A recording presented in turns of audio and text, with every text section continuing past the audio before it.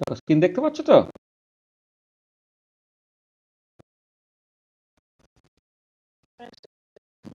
চলো।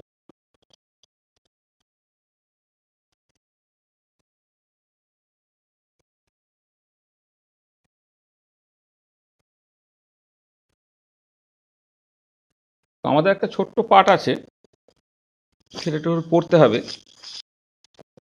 Electrical properties of molecules. হ্যাঁ, electrical properties of molecules, এই পার্টটা এবার আমাদের একটুখানি ডিসকাস করতে হবে। সৌম্যরাজের কি খবর? এই সিলেবাসে আছে এটা? আচ্ছা, তোদের পরীক্ষা কবে বলেছে? 19 জানুয়ারি ক্যালেন্ডারে দেওয়া আছে। তোদের আর কি সব আছে তো একটুখানি বললি ফললিও না, সেগুলো তো পড়ি দিতে হতো। কি কি আছে তোদের এই সেমিস্টারে? সলিড স্টেট অ্যাপল করিয়েছে, কন্ডাক্টেন্স করানো হয়ে গেছে, আর হুম কোয়ান্টাম ছিল। কোয়ান্টাম কত দূর ছিল? কোয়ান্টামের ওই টানেলিং ওই লাস্ট পর্যন্ত আছে। ও, টানেলিংটা আছে। টানেলিংটা কালকে পড়ালাম রে। কালকে ক্লাসটা করিসনি না? টানেলিং তো কোয়ান্টামের ক্লাস হবে। ও না না, কালকে ক্লাস নিলাম তো টানেলিংয়ে। তোদের গ্রুপে লিঙ্ক দিয়েছিলাম তো কালকে। মানে তোদের এই মানে তুই একটুখানি সিলেবাসটা পাঠিয়ে দিস। আসলে এই যে যেটা ওই finite barrier problem, square well, tunneling, এই যে জায়গাগুলো, সেই জায়গাগুলি পড়ানো শুরু হয়েছে আর কি। এই করে এমনি পার্টিকুলার বক্স পর্যন্ত তো পড়ানো হয়ে গিয়েছিল।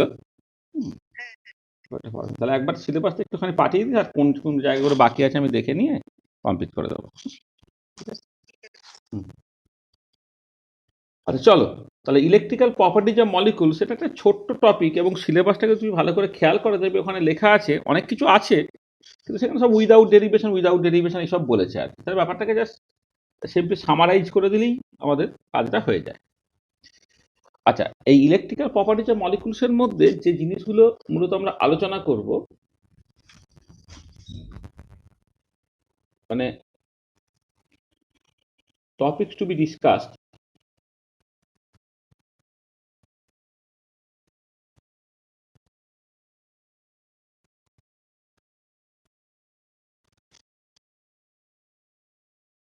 দেখো আমাদের প্রথমে কিছু ফান্ডামেন্টাল কনসেপ্টস অফ ইলেকট্রোস্ট্যাটিক্স, সেটা আমাকে পড়তে হবে।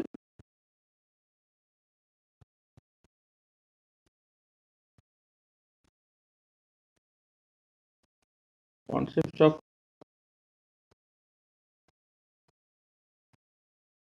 ইলেকট্রোস্ট্যাটিক্স, সেটা আমাদের পড়তে হবে। তার মধ্যে মূলত আমরা কুলম্বস লটাকে পড়বো, এবং সেখান থেকে ডাইইলেকট্রিক কনস্ট্যান্ট, যেটা আমাদের পড়তে হবে। ডাইইলেকট্রিক কনস্ট্যান্ট আসলে খুব ইম্পর্টেন্ট একটা কনসেপ্ট, যেটা ইলেকট্রিক্যাল প্রপার্টিজ যে মলিকুলস পড়তে আমাদের কাজে লাগবে, সেইটা আমাদের বুঝতে হবে। ডাইইলেকট্রিক কনস্ট্যান্ট, এই ব্যাপারটা আমরা বুঝে নেব। তারপরে যেটা অ্যাকচুয়ালি আলোচনা করা উচিত, সেটা হচ্ছে ডাইপোল মোমেন্ট।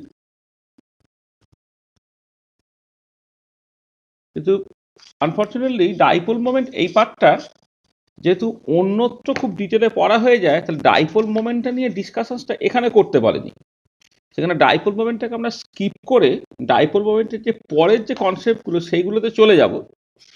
আর ডাইপোল মোমেন্টটা আমরা পরে কোন একটা ক্লাসে, ধরো অন্য, মানে দেখবে সিলেবাসের মধ্যে ডাইপোল মোমেন্ট এইটা আলাদা করে উল্লেখ করা নাই, ডাইপোল মোমেন্টের ডিটেলিংটা, কিন্তু ডিটারমিনেশন ডাইপোল মোমেন্টটা আছে আর কি। ডাইপোল মোমেন্টটা আমরা মানে ডিটেলিং এর মধ্যে যাব না। ডাইপোল মোমেন্টে হয়তো কিছু কথাবার্তা বলবো, কিন্তু ডাইপোল মোমেন্টে অনেক ডিটেল কথাবার্তার জায়গা আছে, সেই ডিটেল জায়গাটার মধ্যে আমরা যাব না আর কি। ডাইপোল মোমেন্ট, সেখান থেকে পোলার এবং নন পোলার মলিকুলস, সেগুলো একটুখানি বুঝতে হবে। তারপরে চলে যেতে হবে হচ্ছে পোলারাইজেবিলিটি,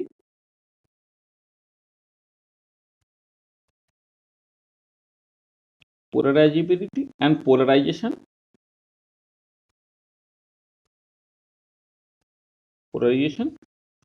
its various types,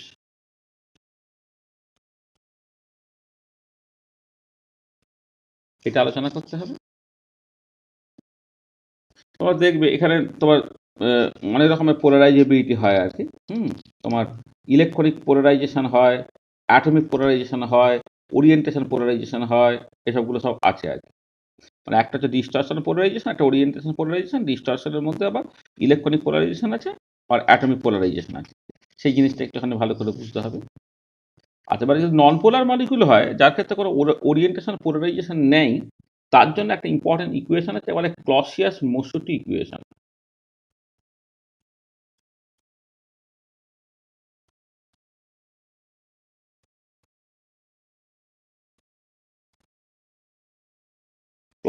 Clausius মোশোটি equation আছে। আর এটা শুধুমাত্র নন পোলার মলিকুলের ক্ষেত্রেই সত্যি। যখন পোলার মলিকুল হয়ে যাবে, তখন এই ক্লসিয়াস মোশোটি ইকুয়েশনের সাথে ডিবাই ইকুয়েশনটা জুড়ে দিতে হবে। হ্যাঁ, ডিবাই ইকুয়েশন, সেখান থেকে তোমার ক্লসিয়াস মোশোটি ডিবাই ইকুয়েশন একসাথে করতে হয়। ডিবাই ইকুয়েশনটা আলাদা করে, আর যখন মলিকুলটা পোলার হয়ে যাবে, তখন তার ডিস্টরশন পোলারাইজেশন এবং ওরিয়েন্টেশন পোলারাইজেশন দুটোই থাকবে বলে সেখান থেকে ক্লসিয়াস মোশোটি ডিবাই ইকুয়েশন, হ্যাঁ, সিএমডি ইকুয়েশন, এটা আমাদের দেখতে হবে। আর একটা হচ্ছে তোমার ইলেকট্রনিক পোলারাইজেশন, তার জন্য Lorenz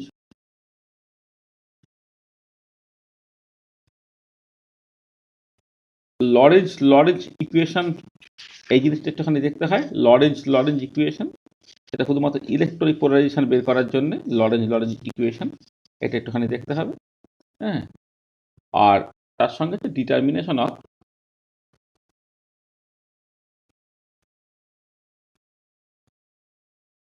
of dipole moment.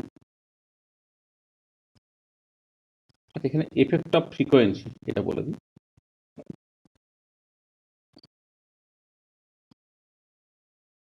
R determination of dipole moment, এই পার্টটা একটু আলোচনা করতে হবে। তাহলে এই হচ্ছে, দেখবে যেটা সিলেবাসগুলো দেখো, এই সিলেবাসগুলো মোরাললেস হচ্ছে এই জিনিসগুলো কম বেশি করে আছে আর কি। হ্যাঁ, মানে যাদেরই মানে তুমি করসপন্ডিং সিলেবাসটা খুলে দেখো, যাদের যা পোর্শন আছে, দু তিনটে ক্যাটাগরি স্টুডেন্ট ক্লাস করছে তো, তাদের দেখবে এই জিনিসগুলোর বাইরে কিন্তু খুব বেশি কিছু নেই আর কি। তাহলে এইগুলো আমাদের পরপর পরপর আলোচনা করতে হবে। এবং এরপরে বেশ কিছু মানে এর কিন্তু অনেক নিউমেরিক্যাল প্রবলেমস আছে, তাহলে ভেরিয়াস নিউমেরিক্যাল প্রবলেমস।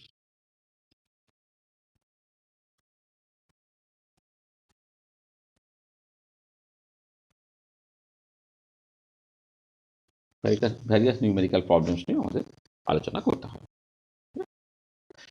তাহলে এইটা আমরা ওই ছোট ছোট কয়েকটা ক্লাসে পুরো জিনিসটাকে করে নেওয়ার চেষ্টা করবো।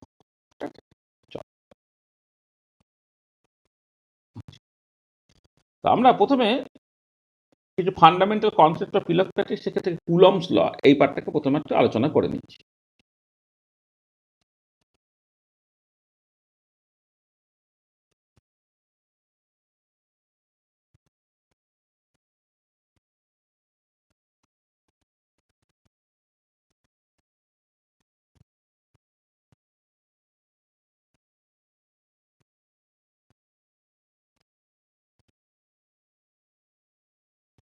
সাম ফান্ডামেন্টাল কনসেপ্ট অফ ইলেকট্রোস্ট্যাটিক্স। আচ্ছা, এরও সবটা আমার লাগবে না, আমার যতটুকু লাগবে ততটুকু শুধু জাস্ট আমি বলবো। আমরা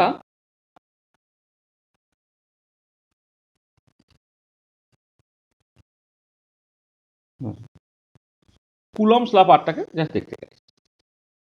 দেখো, ধরো দুটো পয়েন্ট চার্জ আছে, Q1 অ্যান্ড Q2, ধরে নাও আর two point charges.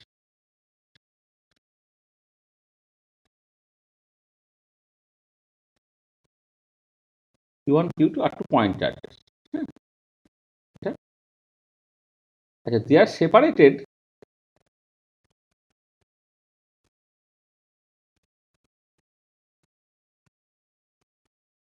by a distance r। ব্যাপারটা হচ্ছে এরকম যে এখানে ধরো Q1 একটা চার্জ আছে, মানে এখানে একটা পয়েন্ট চার্জ আছে, এখানে একটা পয়েন্ট চার্জ আছে, এদের মধ্যে ডিস্টেন্সটা হচ্ছে r। এই পয়েন্ট চার্জের পরিমাণটা Q1, এই পয়েন্ট চার্জের পরিমাণটা Q2। তাহলে যেটা বলা হচ্ছে যে ফোর্স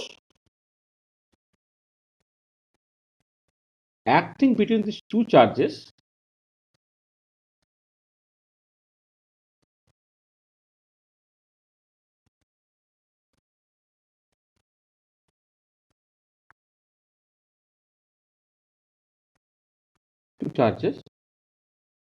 এফ যদি বলো, এফটা proportional to Q1 into Q2, আর এই ফোর্সটা প্রপোর্শনাল টু 1/r²। এইটা হচ্ছে যখন আরটা হচ্ছে ফিক্সড, আর এটা হচ্ছে when Q1 Q2 R fixed. এইটা তাহলে সেখান থেকে তুমি লিখতে পারো ফোর্সটা is actually proportional to Q1 Q2/r² when R, Q1, Q2 all are variables,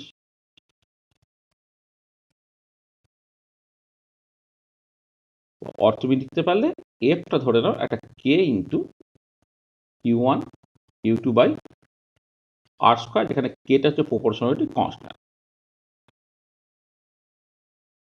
হয় K is the proportionality constant.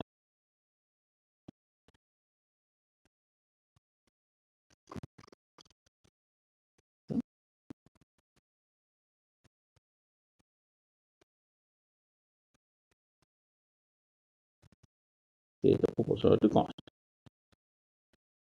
এইটা বেসিক্যালি কুলম্বস ল। তাহলে কুলম্বস ল যেটাকে বলছে যে দুটো পয়েন্ট চার্জেস Q1 Q2 তারা যদি সেপারেটেড হয় বাই দ্য ডিস্টেন্স r, তাহলে তাদের মধ্যে যে ফোর্সটা সেটা হচ্ছে Q1 Q2 গুণফলের সঙ্গে প্রপোর্শনাল, এবং তাদের যে সেপারেশনটা তার স্কোয়ারের সঙ্গে ইনভার্সলি প্রপোর্শনাল। সেখান থেকে ডিফিকাল্টি কে Q1 Q2/r² তুমি পেলে।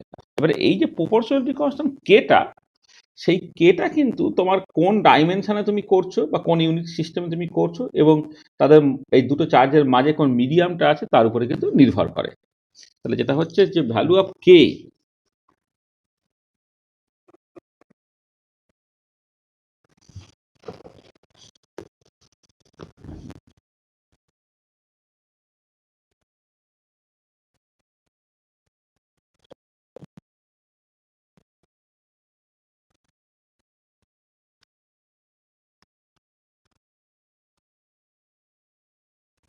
value of k depends on the medium and the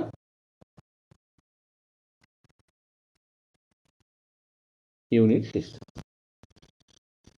medium এবং ইউনিট সিস্টেমের উপর নির্ভর করছে। আচ্ছা, কেমন করে নির্ভর করছে সেটা এবার একটুখানি দেখার চেষ্টা করি। দেখো, যদি এরকম হতো,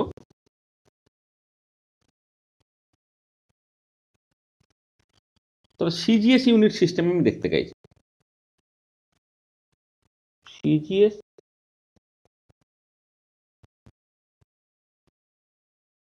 ইউনিট সিস্টেমের ব্যাপারটাকে দেখব।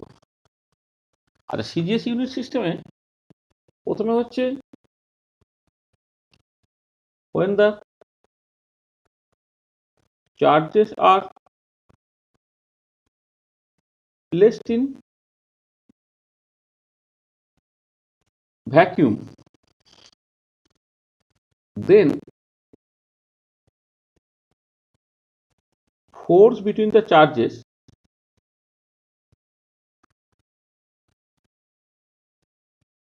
এটাকে আমি F0 বলছি। F0টা হচ্ছে জাস্ট সিম্পলি Q1 Q2/r²। এখানে আর কিচ্ছু প্রপোর্শনালিটি কনস্ট্যান্ট কিচ্ছু লাগছে না। F0টা Q1 Q2/r², এটা হয়ে যাচ্ছে। আর যখন চার্জগুলো একটা মিডিয়ামের মধ্যে আছে, charges are placed in a medium, then force between the charges, এটাকে আমি F লিখছি, Fটা হয়ে যাচ্ছে Q1 Q2/d ইন্টু r² হয়ে যাচ্ছে, যেখানে d এটা হচ্ছে ডাইইলেকট্রিক কনস্ট্যান্ট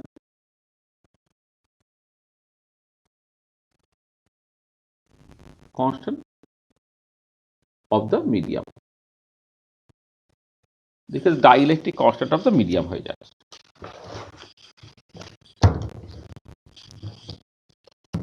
তখন dielectric constant of the medium হয়ে যাচ্ছে। ঠিক আছে, তাহলে এই dielectric constant of the medium সেটা তাহলে কি দাঁড়াচ্ছে দেখো, যে যদি তুমি এফ জিরো বাই এফটাকে করো, এফ জিরো বাই এফ যদি করো,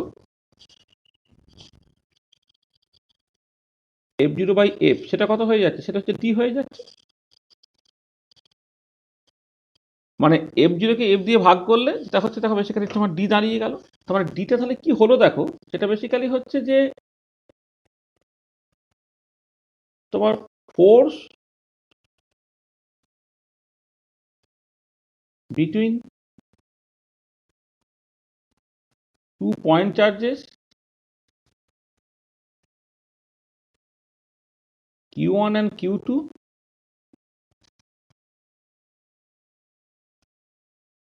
separated by a distance r,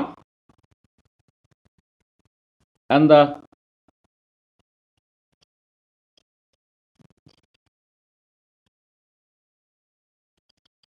the charges are placed in vacuum divided by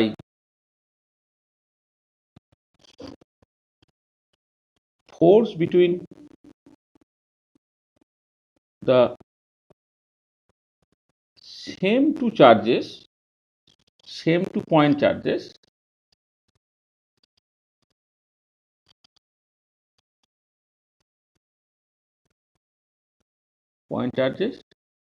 Q1 and Q2 separated by the same distance by the same distance r, but the charges are placed in a medium. তাহলে এই যে রেশিওটা, এই রেশিওটা হচ্ছে তোমার dielectric constant. তো dielectric constant হচ্ছে তোমার দুটো পয়েন্ট চার্জেস আছে, তারা সেপারেটেড আছে একটা পার্টিকুলার ডিস্টেন্সে। এবার তাদেরকে তুমি ভ্যাকুয়ামে রাখলে তখন দেখো চার্জটা কতটা, জয়েন করছিল না, গেল। হ্যাঁ, বললাম পয়েন্ট চার্জগুলো তোমার ভ্যাকুয়ামে আছে, তাদের মধ্যে ফোর্সটা তুমি দেখলে একটা মিডিয়ামের মধ্যে দিলেই তুমি দেখতে পাচ্ছে যে ফোর্সটা তোমার চেঞ্জ হয়ে যাচ্ছে। ঠিক আছে, তাহলে ফোর্সটা যে চেঞ্জটা হলো সেই যে রেশিওটা, এই রেশিওটা হচ্ছে বেসিক্যালি ডাইইলেকট্রিক কনস্ট্যান্ট। তাহলে পরিষ্কার ডাইইলেকট্রিক কনস্ট্যান্ট একটা ইউনিটলেস নাম্বার, এটা পরিষ্কার বোঝা যাচ্ছে, কারণ দুটো ফোর্সের যে রেশিও, ডি হচ্ছে একটা ইউনিটলেস কনস্ট্যান্ট, ডিটা হচ্ছে ইউনিটলেস অর ডাইমেনশনলেস। এর ইউনিট বা ডাইমেনশন থাকবে না। আর dielectric constant D for vacuum কত হবে, এটা হচ্ছে 1। ভ্যাকুয়ামে ডাইইলেকট্রিক কনস্ট্যান্ট 1 ধরতে হচ্ছে এটা। আচ্ছা, এখানে তোমার ফোর্সটা, আচ্ছা প্রথমে চার্জটা মানে ইউনিট অফ চার্জ, সেটাকে ইএসইউ লিখতে হবে। ইউনিট অফ ডিস্টেন্স যেটা বা সেপারেশন, সেটা তোমার সেন্টিমিটারে লিখতে হবে। আর ইউনিট অফ ফোর্স তোমাকে ডাইনে লিখতে হবে। তাহলে এখান থেকে ক্লিয়ারলি ডাইন এটাকে লেখা যায় ESU square centimetre to the power -2। কারণ দেখো ফোর্সটাকে তো Q1 Q2 by R square charge করে যদি ইএসইউ বলে, তাহলে ইএসইউ স্কোয়ার নিচে সেন্টিমিটার স্কোয়ার, সেটা হচ্ছে তোমার ডাইনে হবে। তার মানে dyne 1 dyne basically 1 ESU square centimetre to the power -2। তাহলে এই ইউনিটগুলো একটুখানি মাথায় রাখবে। ঠিক আছে, আচ্ছা এবারে এই পুরো জিনিসটাই যদি সিজিএস না করে আমি এসআইএ করতাম তাহলে কি হতো। তাহলে এসআই ইউনিট সিস্টেমে মানে দেখো এমনিতে কি হয়, মেকানিক্সের অনেক কিছুই সিজিএসও যেমন ফর্মুলাটা, এসআইও তেমন ফর্মুলাটা দেখতে হয়। যেমন ধরো তুমি ফোর্সের expression, force equal to mass into acceleration, F equal to M into F, ধরো এই যে তোমরা লিখেছিলে, তো সেটা সিজিএসও ওই P equal to M F বা F equal to M F, আর তোমার এসআইও হচ্ছে F equal to M F. কিন্তু যখন ইলেকট্রোস্ট্যাটিক বা ম্যাগনেটিজমের বেশ কিছু কিছু ইকুয়েশনস পাবে, যেখানে দেখবে সিজিএস ইকুয়েশনটা মানে ফান্ডামেন্টাল ইকুয়েশনটা একই হতে হবে, কিন্তু এই কনস্ট্যান্টের এক্সপ্রেশন ইত্যাদিগুলো সব পাল্টে যায়। সেই জন্য অনেক সময় ইলেকট্রোস্ট্যাটিক বা ম্যাগনেটিজমের যে ফর্মুলা টর্মুলাগুলো অনেক সময় মানুষের একটু কঠিন লাগতে পারে। তো আমরা সেটাই দেখে নিই যে কুলম্বস লটা সিজিএস থেকে এসআই কে কেমন করে পাল্টায়। এসআই ইউনিটে আমি দেখতে চাই।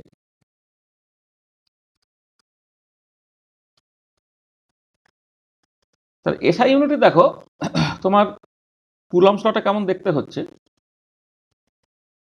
প্রথমে হচ্ছে when the charges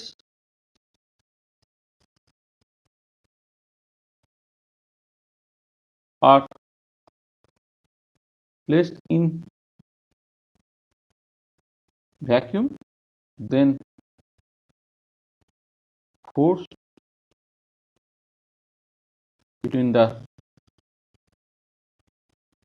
charges F0 লিখছি, এটা হচ্ছে হয় দেখো Q1 Q2 by 4 pi epsilon 0 into R square.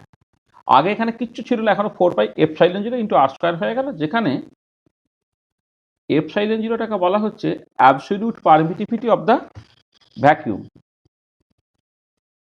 Absolute permittivity of the vacuum, এটা একটা ইউনিভার্সাল কনস্ট্যান্ট, এর ভ্যালু হচ্ছে 8.854187 ইন্টু 10⁻⁻12।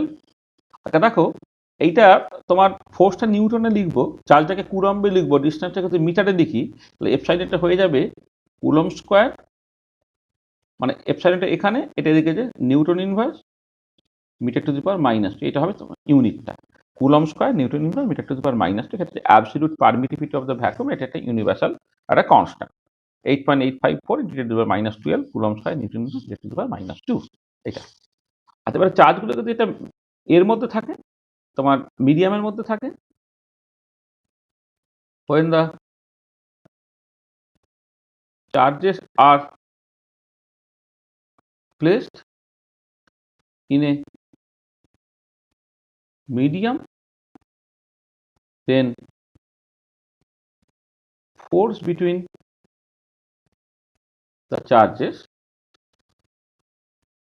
এটাকে এফ দিয়ে লিখছি, এটা হয়ে যাচ্ছে Q1 Q2 বাই নিচে 4 পাই এপসাইলন ইন্টু আর স্কোয়ার। এখানে এপসাইলন 0 নাই, জাস্ট এপসাইলন, যেখানে এপসাইলনটা হচ্ছে absolute permittivity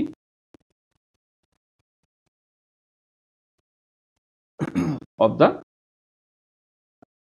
medium, absolute permittivity of the medium. আর এবারে দেখো যদি তুমি আগের মতো F0 বাই এফ করো, এটা বেরোচ্ছে কত এপসাইলন বাই এপসাইলন 0, এটাকে এপসাইলন আর বলা হচ্ছে। এইটা হচ্ছে আমার relative permittivity of the medium, relative permittivity of the medium. আচ্ছা এইটা nothing but D dielectric constant. Relative permittivity এবং ডাইইলেকট্রিক কনস্ট্যান্টের মধ্যে বেসিক্যালি কোনো তফাৎ নেই। তুমি দেখো ধরো আজকে আমার ওজন 80 কেজি, সৌমরাজের ওজন হচ্ছে 40 কেজি, তাহলে কেজিটা হচ্ছে এসআই ইউনিটে মাসের ইউনিট, তাহলে আমার এবং তোমার ওজনের রেশিও কত 2 হলো। এবার আমি যদি সিজিএসে করতাম, আমার ওই ওজন 80,000 গ্রাম, তোমার ওজন 40,000 গ্রাম, রেশিওটা করলে কি হবে, সে 2 হবে। তার মানে তুমি সিজিএস এ ফোর্সগুলোর মধ্যে রেশিও বের করো বা এসআই কে ফোর্সগুলোর মধ্যে রেশিও বের করো, রেশিওটা কিন্তু সবসময় একই হবে। তাহলে যেটাই relative permittivity of the medium সেটাই হচ্ছে ডাইইলেকট্রিক কনস্ট্যান্ট। তাহলে relative permittivity of the medium সেটাও অ্যাজ ইউজুয়াল ডাইইলেকট্রিক কনস্ট্যান্টের মতো তোমার ইউনিটলেস হবে এটা। আর এখানে তো দেখতে পাচ্ছ যে তোমার ফোর্সটাকে লিখতে হবে, তাহলে এখানে মানে ফোর্সের ইউনিট যেটা এসআই কে যেহেতু করছি, ইউনিট অফ ফোর্স সেটা হচ্ছে তোমার Newton, unit of charge coulomb, আর ইউনিট অফ ডিস্টেন্স সেটা হচ্ছে তোমার মিটার। তাহলে নিউটন কুলম মিটার, এখানে এই নিউটন কুলম মিটার হিসেবে লিখবো এবং এদের ইউনিটের উপর নির্ভর করে হচ্ছে তোমার absolute permittivity of the vacuum বা absolute permittivity of the medium, তাদের ইউনিটটা হচ্ছে তোমার ঠিক হচ্ছে। তো দেখো তাহলে এইখান থেকে আমি এইটা বলতে গিয়ে অ্যাকচুয়ালি ডাইইলেকট্রিক কনস্ট্যান্ট জিনিসটা বা রিলেটিভ পারমিটিভিটি এই জিনিসটা কিন্তু আমার কাছে পরিষ্কার হয়ে গেল। রিলেটিভ পারমিটিভিটি বা ডাইইলেকট্রিক কনস্ট্যান্ট যে ব্যাপারটা, সেইটা কিন্তু দেখো এখন বেসিক্যালি পরিষ্কার হয়ে গেছে।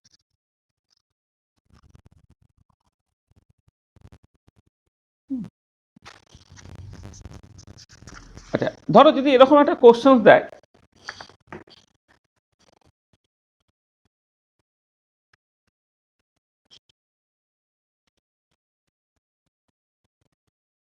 বলা হলো at 25 degree centigrade dielectric constant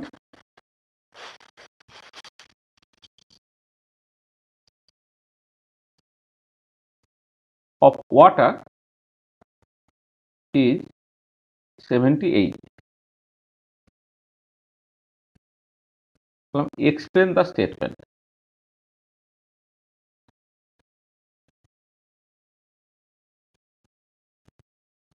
এর মানেটা কি? মানেটা হচ্ছে ধরো দুটো চার্জ আছে, পয়েন্ট চার্জেস আছে, তারা একটা সাফিসিয়েন্ট ডিস্টেন্স মেনটেন করে ভ্যাকুয়ামের মধ্যে আছে, তাদের যা ফোর্স হবে সেটা সেম চার্জ হলে রিপালশন আর অপোজিট চার্জ হলে অ্যাট্রাকশন। যাক, তাদের মধ্যে যে ফোর্সটা হবে, এবারে ওই চার্জগুলো কি একই ডিস্টেন্স মেনটেন করে জলের মধ্যে চুবিয়ে দেওয়া হতো, তাহলে ফোর্সটা হচ্ছে 78/1 ভাগ হয়ে যাবে। ঠিক আছে? তাহলে এই যে জলের ডাইইলেকট্রিক কনস্ট্যান্ট 25 ডিগ্রি সেন্টিগ্রেড 78, তার মানে হচ্ছে বেসিক্যালি একই। আচ্ছা, ওইটা যে কথাটা আগে উল্লেখ করা হয়নি, যে এখানে এই যে ফোর্সগুলো আমি বলছি, এই যে ফোর্সটা সেম চার্জ হলে হচ্ছে তোমার রিপালশন আর অপোজিট চার্জ হলে অ্যাট্রাকশন। তাহলে এখানে একটু লিখে নিই, সেম চার্জেস রিপেল আর অপোজিট চার্জেস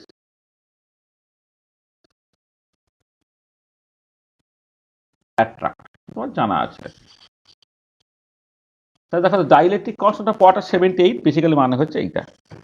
আচ্ছা, তোমরা কখনো এই পার্সপেক্টিভে ভেবে দেখেছো যে কেন সোডিয়াম ক্লোরাইড, যার তো ল্যাটিস এনার্জি যথেষ্ট বেশি, সোডিয়াম ক্লোরাইডকে জলে দিলে সোডিয়াম ক্লোরাইড কেন ডিসোসিয়েট করে যায়?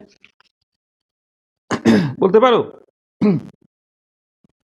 সোডিয়াম ক্লোরাইড তার তো ল্যাটিস এনার্জি যথেষ্টই বেশি, তবু সে জলে দিলে সে কেন ডিসোসিয়েট করে যায়?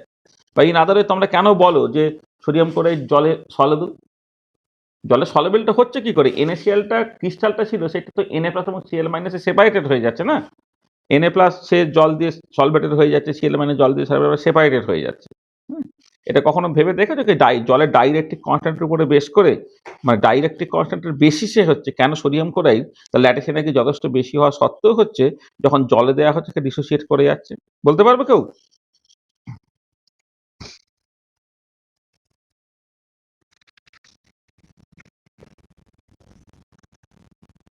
বলতে পারো?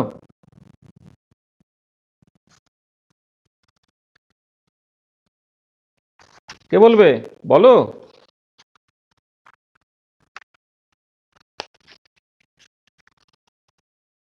কি হলো? আছো নাকি নেই? হ্যালো?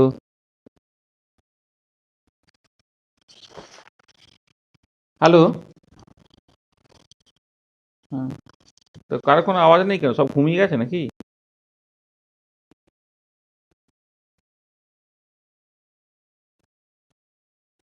হ্যাঁ, বলো, যেটা বললাম সেটা বলো।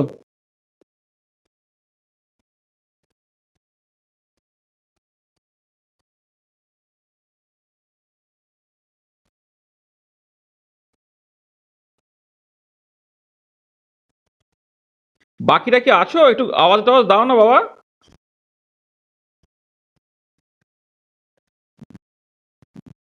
সেটাই বলছি, তাহলে এই এই পার্টিকুলার প্রবলেমটা বলো।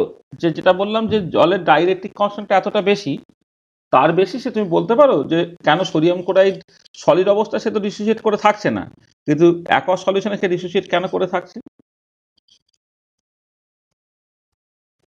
মানে সলিড অবস্থায় কি হচ্ছে, Na+ এবং Cl- একে অপরকে অ্যাট্রাক্ট করে আছে। যখনই তুমি জলের মধ্যে দিলে, তার মধ্যে যখনই জল ঢুকে গেল, তাহলে Na প্লাস এবং Cl মাইনাস তারা একে অপরের সঙ্গে অ্যাট্রাক্ট করে আছে কেন? আছে তো কুলম্বিক অ্যাট্রাকশনের জন্য। তাহলে এখন কি হচ্ছে, কুলম্বিক অ্যাট্রাকশনটা 78 ভাগের 1 ভাগ হয়ে গেল। তাহলে কুলম্বিক অ্যাট্রাকশন করতে গেলে 78 ভাগে 1 ভাগ হয়ে যায়। তাহলে Na প্লাস এবং Cl মাইনাস সেপারেটেড হয়ে যেতে চাইবে। এটা খুব স্বাভাবিক ব্যাপার, তাই না? ঠিক আছে, চলো। আচ্ছা, এবারে নেক্সট চলে এসো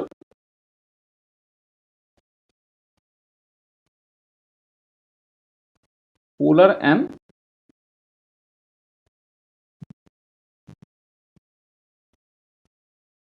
নন পোলার মলিকুল, সেখান থেকে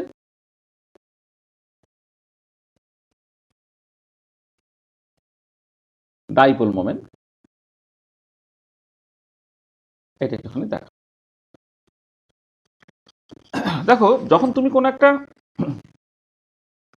মলিকুল কনসিডার করছো, সে মলিকুলগুলো একটা কালেকশন অফ চার্জ পার্টিকেলস। তাহলে এই molecule is a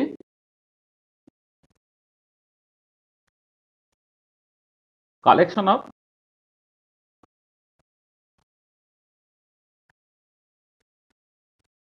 charge particles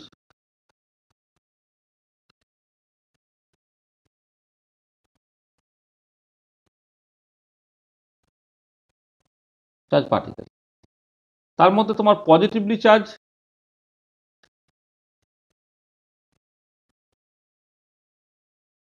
nuclei আছে, অ্যান্ড নেগেটিভলি চার্জ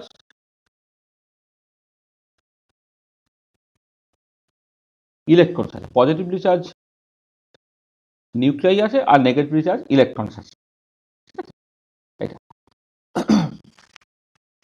আচ্ছা, এবারে নর্মালি কি হয়, ধর একটা মলিকুল যখন তুমি কনসিডার করছো, এই হয়তো তোমার কিছু পজিটিভ চার্জ, এই বড় বড়গুলো ধরো পজিটিভ চার্জ, এই পজিটিভ চার্জ, এই পজিটিভ চার্জ, এই পজিটিভ চার্জ আছে, আবার তোমার এই negative charge, negative charge, negative charge, negative charge, negative charge, এগুলো সব আছে। এবার ধরো কোনো একটা পার্টিকুলার পয়েন্টে একটা ইউনিট পজিটিভ চার্জ আমি রেখেছি, একটা ইউনিট পজিটিভ চার্জ আমি রেখেছি। এবার সেই ইউনিট পজিটিভ চার্জ, এইখানে যে পজিটিভ চার্জগুলো আছে, সেই পজিটিভ চার্জগুলো দিয়ে সে বেসিক্যালি কি হচ্ছে না, অ্যাট্রাক্টেড হচ্ছে,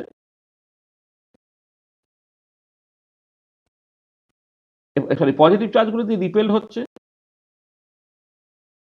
এই যে পজিটিভ চার্জটা ধরো পজিটিভ চার্জ দিয়ে রিপেল হচ্ছে, আবার ধরো এই যে নেগেটিভ চার্জগুলো আছে, নেগেটিভ চার্জগুলো দিয়ে অ্যাট্রাক্টেড হচ্ছে। এই ধরো একটা নেগেটিভ চার্জ আছে, সেই নেগেটিভ চার্জগুলো দিয়ে অ্যাট্রাক্টেড হচ্ছে। হ্যাঁ, করে দেখা গেল যে ও রেজাল্টেন্ট ফোর্স একটা কাজ করছে, সেটা হচ্ছে এইটা, সেটা হচ্ছে রেজাল্টেন্ট ফোর্সটা ধরে না এই বরাবর তোমার কাজ করছে। মানে কোনো একটা point charge, point positive charge আছে, এবারে যেহেতু মলিকুলটা কালেকশন অফ চার্জ পার্টিকেল, সেখানে পজিটিভ চার্জগুলো এই ইউনিট পজিটিভ চার্জকে রিপেল করলো, নেগেটিভ চার্জগুলো তাকে অ্যাট্রাক্ট করলো, করে একটা রেজাল্টেন্ট ফোর্স কাজ করছে। রেজাল্টেন্ট ফোর্সটা ধরে নাও এই দিকে, এবং তার একটা পার্টিকুলার ম্যাগনিটিউড আছে। এটা হচ্ছে নর্মাল পিকচার। এবারে এইটাকে আমি এইরকম ভাবে রিপ্লেস করতে পারি, মানে we can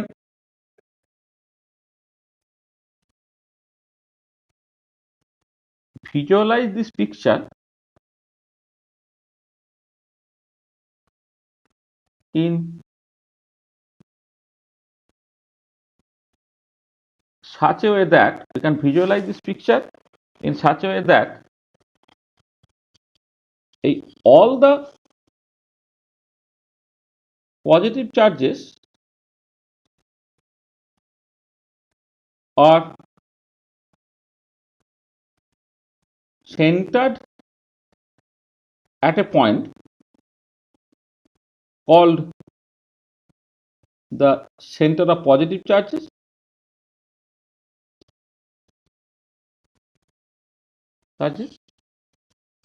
are all the negative charges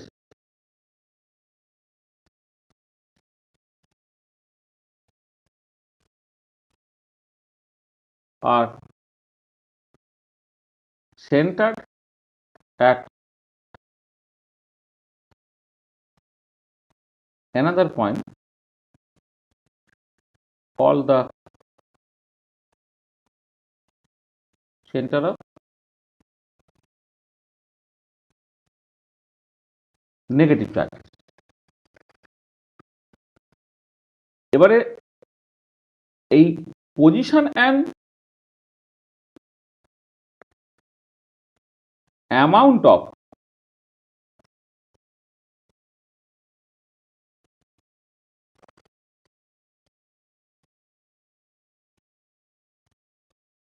মানে এক minute position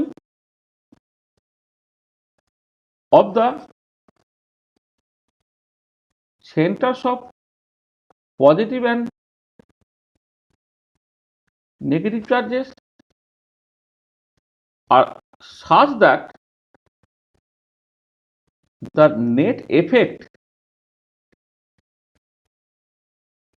on the unit positive charge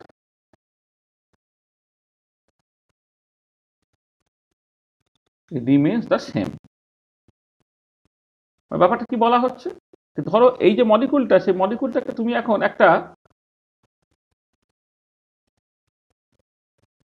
এই যে একটা স্ট্রাকচারলেস মলিকুল ছিল, সেটাকে তুমি ভাবলে এখানে অ্যাজিভ যেন একটা পজিটিভ চার্জের সেন্টার আছে, আর এখানে একটা নেগেটিভ চার্জের সেন্টার আছে, আর এখানে ইউনিট পজিটিভ চার্জ আছে।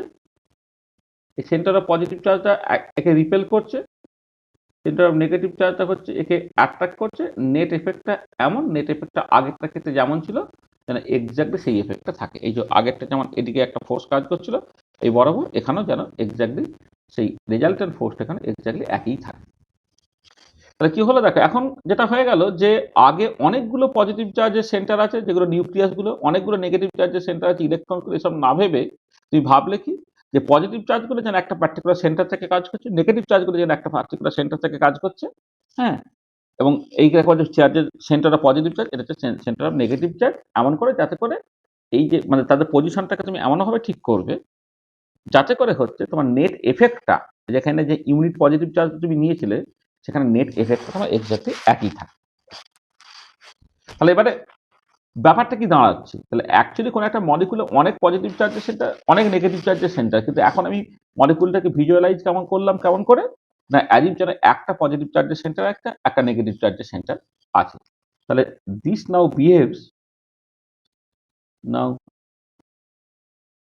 Behaves as a dipole. দুটোই পোল আছে, একটা পজিটিভ পোল, একটা নেগেটিভ পোল। তাহলে অ্যাকচুয়ালি মলিকুলের ক্ষেত্রে অনেক পোলস, কিন্তু আমি এমন করে ভিজুয়ালাইজ করে নিয়ে আমি দেখতে পেলাম যে নাও মানে মানে now the molecule behaves as a dipole, now মানে this now behaves as a dipole. আচ্ছা, এবারে যখন ডাইপোল হয়ে যাচ্ছে, ধরো ডাইপোল যখন হয়ে গেল, তাহলে সেই ডাইপোল হয়ে গেলে যে এই একটা পজিটিভ পোল, একটা নেগেটিভ পোল, ধরে নাও এইখানে চার্জ সেপারেশনটা প্লাস কিউ, এই চার্জ সেপারেশনটা মাইনাস কিউ, এদের মধ্যে একটা ডিস্টেন্স আছে তোমার এল। তাহলে ডাইপোল মোমেন্টটা কেমন করে ডিফাইন হচ্ছে? Dipole moment is defined as mu equal to, এই যে কোনো একটা চার্জ নাও তুমি,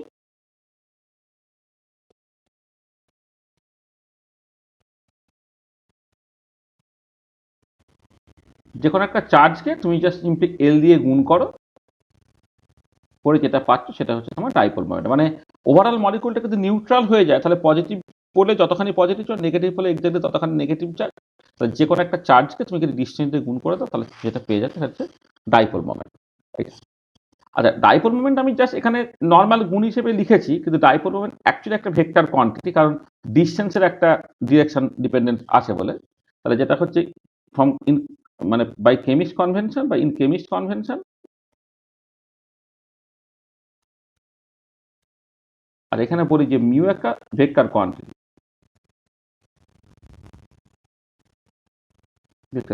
in chemist convention dipole moment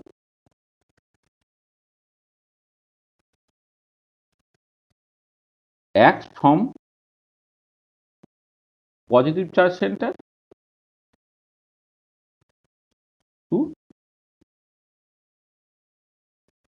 negative charge centre. অর্থাৎ তুমি HCl যদি একটা মলিকুল তুমি কনসিডার করো, এইচটা হচ্ছে ইলেকট্রোপজিটিভ বলে ডেল্টা প্লাস, এটা হচ্ছে ডেল্টা মাইনাস। এখানে ডাইপোল মোমেন্টের ডিরেকশনটা হবে কোন দিকে, না এই পজিটিভ থেকে নেগেটিভের দিকে। বা তুমি ধরো এরকম কনসিডার করছে যে কার্বন মনোক্সাইড বা HF মলিকুল তুমি কনসিডার, আচ্ছা একটাই বললাম যথেষ্ট, HF মলিকুল কনসিডার করলে সেটা মানে ইলেকট্রো পজিটিভ থেকে ইলেকট্রো নেগেটিভের দিকে যাবে, এটা কেমিস্ট কনভেনশনে। ফিজিসিস্ট কনভেনশনে কিন্তু উল্টোটা হয়, তারা যে নেগেটিভ থেকে পজিটিভের দিকে করে আর কি। এখানে আমরা কেমিস্ট কনভেনশন এই জিনিসটাকে বললাম। তাহলে এইটা হচ্ছে তোমার ডাইপোল মোমেন্টটা। আর এবারে দেখো, তাহলে যদি এমন সিচুয়েশন হতো যে পজিটিভ চার্জের সেন্টার এবং নেগেটিভ চার্জের সেন্টার একে অপরের ঘাড়ে পড়েছে, মানে কোয়েনসাইড করে গেছে, তাহলে তাদের মধ্যে সেপারেশনটা কত হতো, 0 হতো, তখন ডাইপোল মোমেন্ট 0 হতো। যদি এমন হতো যে if centres of positive and negative charges coincide with each other, then mu equal to 0 and the molecule is said to be non-polar.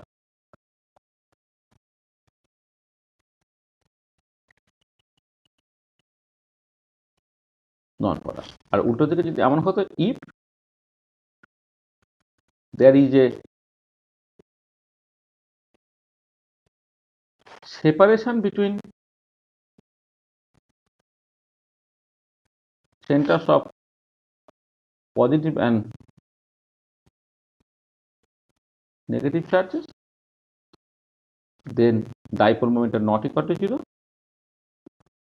and the molecule is said to be পোলার। তারপর পোলার molecule, নন পোলার molecule কাকে বলে তুমি বুঝে গেলে।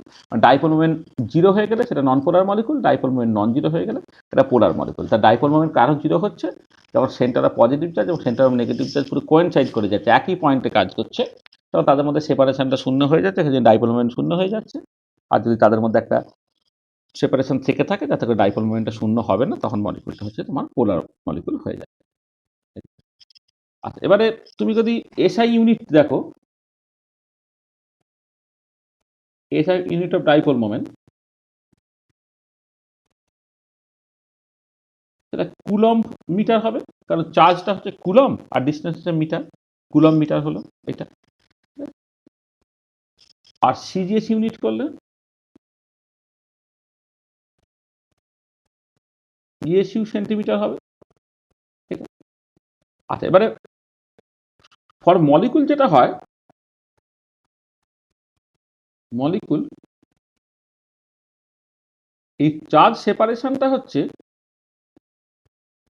তোমার মোটামুটি ভাবে এই আলফা ইনটু আলফা না করে, মানে একটা ধরো একটা ফ্র্যাকশন আর কি, মানে চার্জ সেপারেশনটা আমি বলতে পারি of the order of 10⁻10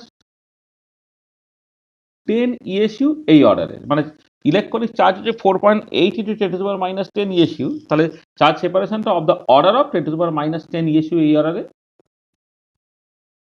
R separation যেটা মানে ডিস্টেন্স, যেটা ডিস্টেন্স বিটুইন টু চার্জেস, এটা of the order of 10⁻8 centimetre এই অর্ডার, মানে অ্যাংস্ট্রম অর্ডারে। তাহলে ডাইপোল মোমেন্টটা কি হবে, ডাইপোল মোমেন্টটা of the order of 10⁻18 ESU centimetre এই অর্ডারে হবে। এটাকে বলা হচ্ছে 1d বা 1d বাই। তাহলে মলিকুলার ডাইপোল মোমেন্টটাকে ইউজুয়ালি ডি বাই ইউনিটে এক্সপ্রেস করা হয়। তার মানে এটা দাঁড়াচ্ছে molecular dipole moment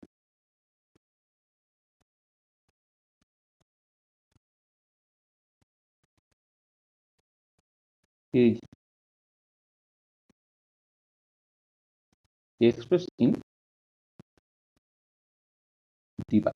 molecular dipole moment usually debye ইউনিটে এক্সপ্রেস করতে হয়। কারণ তোমার চার্জ সেপারেশনটা তো ইলেকট্রনিক চার্জ যেহেতু 4.8 ইন্টু 10⁻10 ইএসইউ, তার একটা ফ্র্যাকশন হবে। আর সেপারেশনটা যেটা, যেমন এইচ এর ক্ষেত্রে, এইচএফ এর ক্ষেত্রে কি হবে, তাদের বন্ড লেন্থের অর্ডারে হবে। বন্ড লেন্থগুলো of the order of angstrom হয়, অর্থাৎ 10⁻10 সেন্টিমিটার হয়। তখন dipole moment of the order of 10⁻8 ESU centimetre এই অর্ডারে হবে। তার আগে একটা ফ্যাক্টর গুণটুন থাকবে, ঠিক আছে? এই জন্য আমি ওই মলিকুলার ডাইপোল মোমেন্টকে একটা অন্য ইউনিটে লেখা ভালো। 10⁻18 ইএসইউ সেন্টিমিটারটা বারবার না লিখে ওই পুরো জিনিসটাকে 1 ডি বাই বলে দেওয়া হয়েছে। মলিকুলার ডাইপোল মোমেন্ট তুমি ডি বাই ইউনিটে এক্সপ্রেস করছো। দেখো তাহলে আমরা পোলার মলিকুল নন পোলার মলিকুল বলতে কি বুঝছি, সেখান থেকে ডাইপোল মোমেন্ট তার ডেফিনেশনটা এখান থেকে বুঝে যেতে পারলাম। এবার ডাইপোল মোমেন্ট নিয়ে অনেক ডিসকাশনের স্কোপ আছে। সেটা হচ্ছে যে মলিকুলার স্ট্রাকচারের উপরে কেমন করে ডাইপোল মোমেন্ট নির্ভর করে, এবং তার মতো করে হচ্ছে তোমার বিভিন্ন রকমের ফিজিক্যাল বা কেমিক্যাল প্রপার্টিগুলো ডাইপোল মোমেন্টের উপরে কেমন করে পাল্টাচ্ছে। এই ডিটেলিং এর অনেকটা জায়গা আছে, সেটা আমরা এখানে এখন বলছি না, কারণ আমি সিলেবাসে দেখলাম ডাইপোল মোমেন্ট আলাদা করে মানে হেডিংটা দিচ্ছে ডাইপোল মোমেন্ট আর পোলারাইজেবিলিটি ইত্যাদি, কিন্তু ডাইপোল মোমেন্ট নিয়ে কিছু ডিটেল ডিসকাশনের জায়গাটা নেই আর কি। এটা পরে সময় হলে ডাইপোল মোমেন্ট নিয়ে আমরা ইনঅর্গানিক কেমিস্ট্রি আমাদের যে ইনঅর্গানিক সেকেন্ড পার্টের যে বইটা, সেখানে ডাইপোল মোমেন্ট নিয়ে খুব এক্সটেন্সিভ এবং ডিটেল ডিসকাশন আছে। যদি ইন্টারেস্টেড হও সেখান থেকে করতে পারো তোমরা। চল এবারে চলে আসছে পোলারাইজেবিলিটি।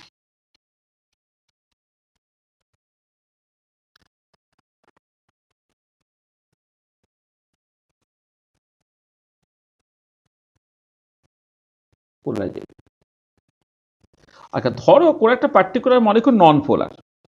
একটা পার্টিকুলার মলিকুল যদি নন পোলার হয়, তার কোনো পার্মানেন্ট ডাইপোল মোমেন্ট নেই। কিন্তু যদি আমি একটা বাইরে থেকে এক্সটার্নাল ইলেকট্রিক ফিল্ড দিই, তাহলে একটা ডাইপোল মোমেন্ট তৈরি হয়ে যেতে পারে। হ্যাঁ, তাকে বলা হচ্ছে ইনডিউস ডাইপোল মোমেন্ট। ধরো একটা পার্টিকুলার মলিকুল তুমি কনসিডার করছো, এখানে ধরো একটা পার্টিকুলার মলিকুল কনসিডার করলে, এখানে পজিটিভ, এখানে এই পজিটিভ চার্জের সেটা নেগেটিভ চার্জের সেন্টার বেসিক্যালি কোয়েনসাইড করে গেছে, এটা ডাইপোল মোমেন্টটা বেসিক্যালি জিরো। আচ্ছা এবারে এইখানে তুমি করছো কি, apply external electric field. Electric field তখন কি হলো, সেটা এরকম হয়ে গিয়ে এদিকটা ধরে নাও তোমার একটা পজিটিভ পোল তৈরি হয়ে গেছে, একটা নেগেটিভ পোল তৈরি হয়ে গেছে। তাহলে মলিকুলটার এখন মিউটা নট ইকুয়াল টু জিরো হয়ে গেছে। তাহলে মলিকুলটা তো পার্মানেন্ট ডাইপোল মোমেন্ট শূন্য ছিল, তাহলে একটা নতুন ডাইপোল মোমেন্ট তৈরি হলো। সেই ডাইপোল মোমেন্টটা কি, সেটা হচ্ছে ইনডিউস ডাইপোল মোমেন্ট। তাহলে যে ডাইপোল মোমেন্টটা নতুন করে তৈরি হচ্ছে, সেটা হচ্ছে তোমার ইনডিউস ডাইপোল মোমেন্ট। তাহলে যেটা কথা হচ্ছে যে in presence of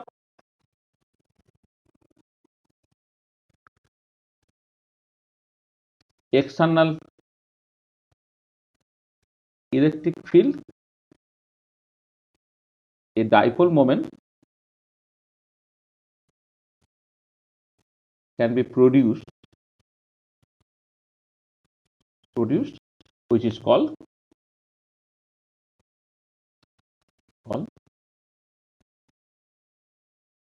induced dipole moment. আচ্ছা এবারে যদি মলিকুলটা নন পোলার হয়, তাহলে যতটুকু ডাইপোল মোমেন্ট তৈরি হলো পুরোটা ইনডিউস ডাইপোল মোমেন্ট। আর মলিকুলটা যদি পোলার হয়, তাহলে কি হবে, এক্সটার্নাল ইলেকট্রিক ফিল্ড দিলে তার ডাইপোল মোমেন্টটা পাল্টে যাবে। ঠিক আছে, তাহলে যে চেঞ্জটা হলো সেটা হচ্ছে ইনডিউস ডাইপোল মোমেন্ট। তাহলে নন পোলার মলিকুলের ক্ষেত্রে যতটুকু ডাইপোল মোমেন্ট তৈরি হলো পুরোটা ইনডিউস ডাইপোল মোমেন্ট, কারণ পার্মানেন্ট ডাইপোল মোমেন্ট তার কিছু ছিল না। কিন্তু পোলার মলিকুলের ক্ষেত্রে কিন্তু পার্মানেন্ট ডাইপোল মোমেন্ট অলরেডি কিছুটা ছিল। সেই জন্যে তোমার যে চেঞ্জটা হচ্ছে, সেইটা হচ্ছে তোমার ইনডিউস ডাইপোল মোমেন্ট। হ্যাঁ, প্রথমে হয়তো এক্স ছিল, পরে ওয়াই হলো, তাহলে ওয়াই মাইনাস এক্সটা হচ্ছে তোমার ইনডিউস ডাইপোল মোমেন্ট। এবারে বলা হচ্ছে যদি এমন হয় যে if strength of external electric field is not so strong, strength of external electric field is not very strong, then কি হয়, then এই যে ইনডিউস ডাইপোল মোমেন্টটা is actually proportional to strength of the external electric field, এইটা হয়। তাহলে induce dipole মোমেন্টটা strength of the external electric field, এটা ইনডিউস ডাইপোল মোমেন্টটা মিউ ইনডিউস, এই সিম্বলটা দিয়ে দিই। হ্যাঁ, তাহলে ইনডিউস ডাইপোল মোমেন্টটা strength of the external electric field তার সঙ্গে প্রপোর্শনাল। তুমি এখানে লিখতে পারো মিউ ইনডিউসটা একটা প্রপোর্শনাল যখন আলফা ইন্টু ই, এইটা এটা হলো দিস প্রপোর্শনালিটি কনস্ট্যান্ট আলফা, একে বলা হচ্ছে polarizability. This proportionality constant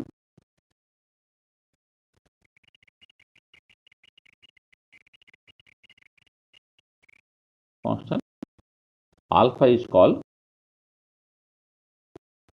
the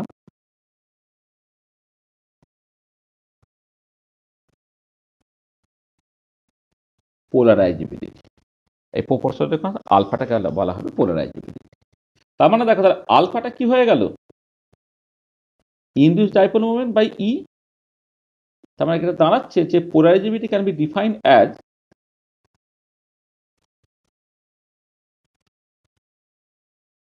can be defined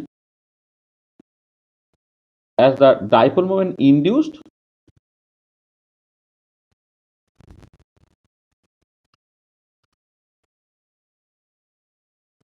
per unit external electric field. এখানে ই যদি 1 হয়ে যায় তাহলে আলফা মিউ ইনডিউস সমান হয়ে যাচ্ছে। তাহলে polarizability can be defined as the dipole moment induce per unit external electric field. আচ্ছা, এবারে সিজিএস ইউনিট অফ আলফা সেটা কি হবে, ইনডিউস ডাইপোল মোমেন্টটা ইএসইউ সেন্টিমিটার, এই যে এটা ইনডিউস ডাইপোল মোমেন্ট হচ্ছে ইএসইউ সেন্টিমিটার, আর ইলেকট্রিক ফিল্ড মানে কি force per unit charge. Force per unit charge মানে হচ্ছে ডাইন পার ইএসইউ, মানে ইলেকট্রিক ফিল্ডটা সবসময় হচ্ছে ফোর্স পার ইউনিট চার্জ হয় ইলেকট্রিক ফিল্ডটা। তাহলে ইনডিউস ডাইপোল মোমেন্টের charge into separation ESU centimetre, এটা হলো ডাইন ইএসইউ টু দি পাওয়ার -1। তাহলে এটা কি হয়ে যাচ্ছে না, ইএসইউ তো স্কোয়ার হয়ে গেল, সেন্টিমিটার হয়ে গেল, এর উপরে পাঠিয়ে দিচ্ছি ডাইনটা কি, ডাইনটা হচ্ছে ESU square centimetre to the power -2। আমরা দেখে একটু আগে করে গিয়েছিলাম যখন কুলম্বস ল থেকে বললাম যেটাই ডাইন সেটাই, দেখো যেটাই ডাইন সেটাই ESU square centimetre to the power -2, সেটা আমি বসিয়ে দিলাম। তা বসিয়ে দিলে কি দাঁড়াচ্ছে, দেখো এটা বেসিক্যালি তোমার সেন্টিমিটার কিউব হয়ে যায়। তোমার সিজিএস ইউনিট অফ আলফা সেটা হচ্ছে সেন্টিমিটার কিউব, যেটা বেসিক্যালি ইউনিট অফ ভলিউম।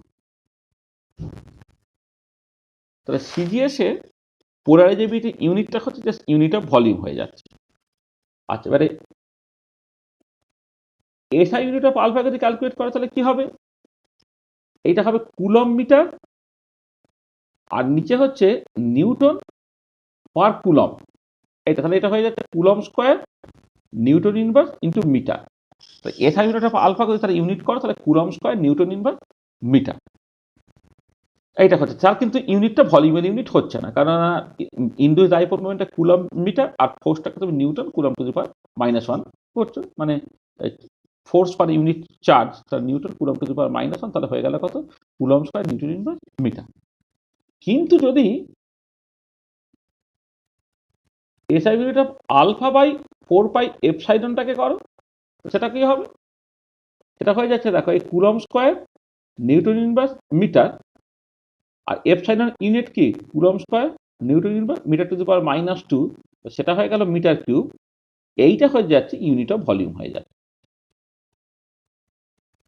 তাহলে মাথায় রাখবে সিজিএস ইউনিটে পোলারাইজেবিলিটি ইউনিটটা হচ্ছে সরাসরি হয়ে গেল তোমার ভলিউমের ইউনিট, কিন্তু যদি করো এসআই করো তাহলে কিন্তু পোলারাইজেবিলিটি ইউনিটটা ভলিউমের ইউনিট নয়, কিন্তু পোলারাইজেবিলিটিকে যদি 4 পাই এপসাইলন দিয়ে ভাগ করে দেয় তাহলে যেটা হবে সেটা কিন্তু তোমার ভলিউমের ইউনিট দিচ্ছে এটা। আর এবারে এইখানে যে পোলারাইজেবিলিটির কথাটা বললাম সেটা একটা ইন্ডিভিজুয়াল মলিকুলের জন্য বলছে, যদি হিউজ নাম্বার অফ মলিকুলস থাকে তাহলে পার ইউনিট ভলিউমের টোটাল যে পোলারাইজেবিলিটিটা সেটাই হচ্ছে তোমার পোলারাইজেশন। হ্যাঁ, তাহলে পোলারাইজেবিলিটি আর হচ্ছে পোলারাইজেশন। মানে এই যে দেখো এখানে যেটা হচ্ছে যে এই যে মানে এক্সটার্নাল ইলেকট্রন ক্লাউড যে ডিফর্ম হয়ে গেল, ডিফর্ম হয়ে যাওয়ার এবিলিটি তো পোলারাইজেবিলিটি, মলিকুলার পোলারাইজেবিলিটি নিয়ে যখন কথাবার্তা বলবো তাই যে একটা মলিকুল তার একটা ইলেকট্রন ডিস্ট্রিবিউশন আছে, in presence of external electric field electron ডিস্ট্রিবিউশনটা ডিফর্ম হয়ে যাচ্ছে, সেই জন্য তোমার ইনডিউস ডাইপোল মোমেন্ট তৈরি হচ্ছে এটা। আবার পোলার মলিকুলের ক্ষেত্রে এই ডিফর্মেশন ছাড়াও হচ্ছে আরেক রকমের ওরিয়েন্টেশন পোলারাইজেশন বলে একটা ব্যাপার থাকে আর ঠিক আছে? তাহলে আমি এই ডিফারেন্ট কাইন্ড অফ পোলারাইজেবিলিটি বা ডিফারেন্ট কাইন্ড অফ পোলারাইজেশন নিয়ে একটু কথাবার্তা বলছি। মানে পোলারাইজেবিলিটি যেমন ক্লাসিফিকেশন হয় তেমন পোলারাইজেশনও তোমার ক্লাসিফিকেশন হবে আর কি। ঠিক আছে? এটা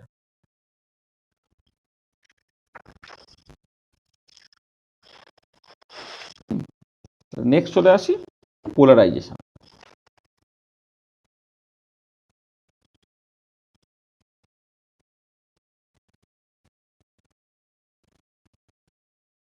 পোলারাইজেশনটা হচ্ছে তোমার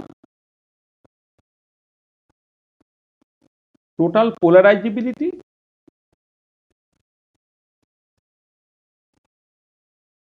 পার ইউনিট ভলিউম। আচ্ছা, এবার এই পোলারাইজেশন গুলো বিভিন্ন রকমের হতে পারে।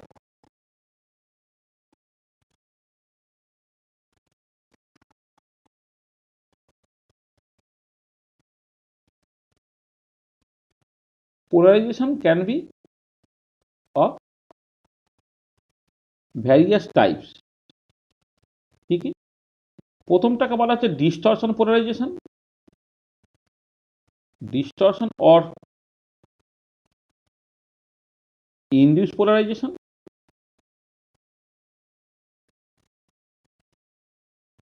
আর 2 নম্বর হচ্ছে ওরিয়েন্টেশন পোলারাইজেশন।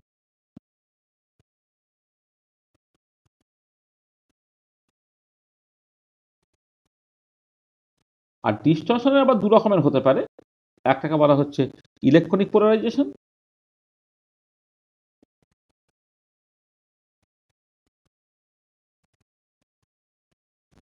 আর একটাকে বলা হবে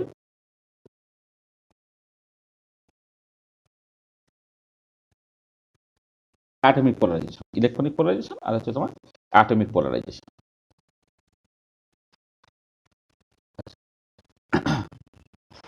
তাহলে প্রথমে ডিস্টরশন পোলারাইজেশন কাকে বলছি? ডিস্টরশন পোলারাইজেশন হচ্ছে যখন এক্সটার্নাল ইলেকট্রিক ফিল্ড দিচ্ছি তার ওই ইলেকট্রন ক্লাউড বা নিউক্লিয়াসের সেন্টার এইগুলো ডিফর্ম হয়ে যেটা হচ্ছে সেটা হচ্ছে তোমার ডিস্টরশন পোলারাইজেশন। তাহলে ডিস্টরশন পোলারাইজেশন কোনটা?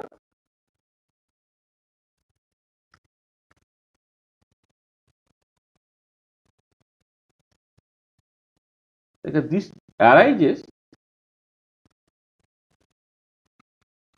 Due to distortion of position of nuclei and electrons. এটা this exists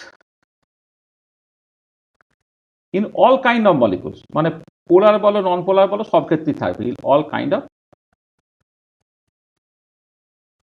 molecules। আর এর আবার দুটো পার্ট। অ্যাটমিক পোলারাইজেশনটা হচ্ছে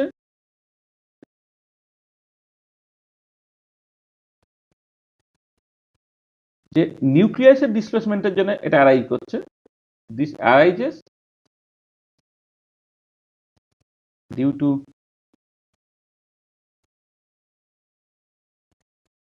displacement of position of nuclei.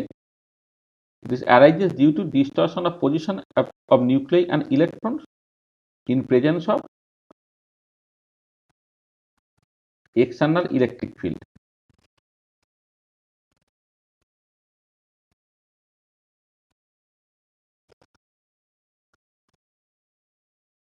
External electric field. So this arises due to displacement of position of nuclei in presence of external electric field. আরেকটা হচ্ছে তোমার electronic polarisation.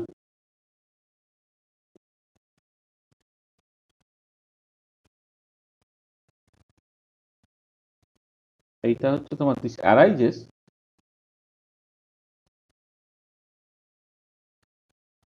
due to displacement of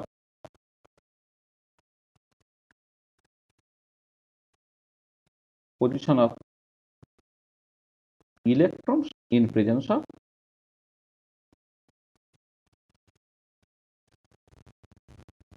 external electric field, এবং দুটোকে combined বলা হচ্ছে distortion polarisation. মানে যেখানে তুমি পোলারাইজেশনটাকে যদি পি ডি দিয়ে লেখো, সেটা হচ্ছে অ্যাটমিক মানে ডিস্টরশন পোলারাইজেশন পি ডি দিয়ে এক্সপ্রেস করা হচ্ছে, অ্যাটমিক পোলারাইজেশন পি এ দিয়ে এক্সপ্রেস করা হচ্ছে, ইলেকট্রনিক পোলারাইজেশন পি ই দিয়ে এক্সপ্রেস করা হয়। পি ডি হচ্ছে P atomic plus P electronic, এটা। তাহলে নন পোলার মলিকুলের ক্ষেত্রে শুধুমাত্র ডিস্টরশন পোলারাইজেশনে আছে। তাহলে for non polar molecule there is only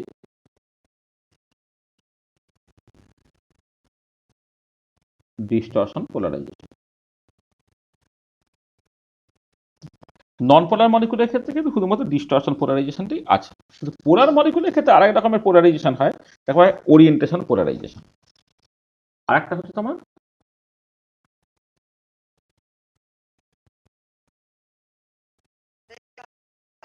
হ্যাঁ যাচ্ছে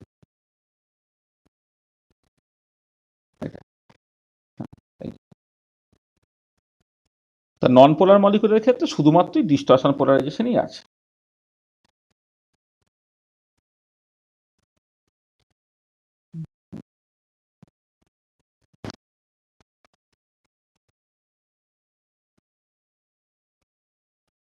আচ্ছা, এখানে একটা জিনিস বলে নেওয়া উচিত ছিল যে দেখা যায় যে টোটাল ডিস্টরশন পোলারাইজেশনের মধ্যে তোমার ইলেকট্রনিক পোলারাইজেশনের ম্যাক্সিমামটা, অ্যাটমিক পোলারাইজেশনটা খুব কম, মানে 5% হচ্ছে তোমার atomic polarisation,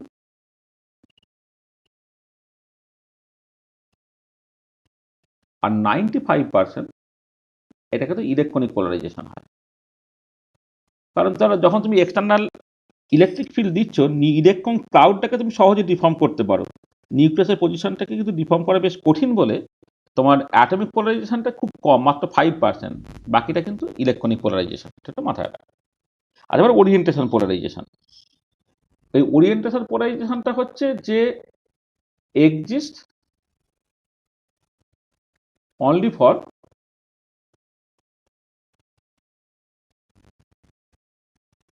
polar molecule.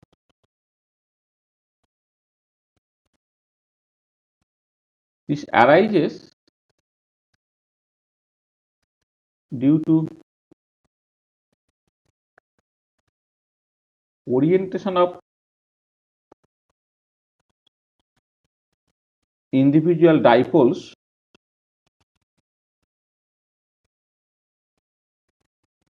along the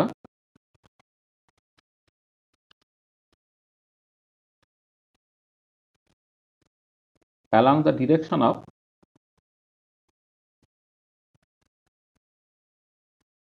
applied electric field. মানে ধরো এরকম হলো যে তুমি একটা কালেকশন অফ পোলার মলিকুলস তুমি নিয়েছো, যেখানে যে ইন্ডিভিজুয়াল ডাইপোল গুলো সে বিভিন্ন দিকে ওরিয়েন্টেড,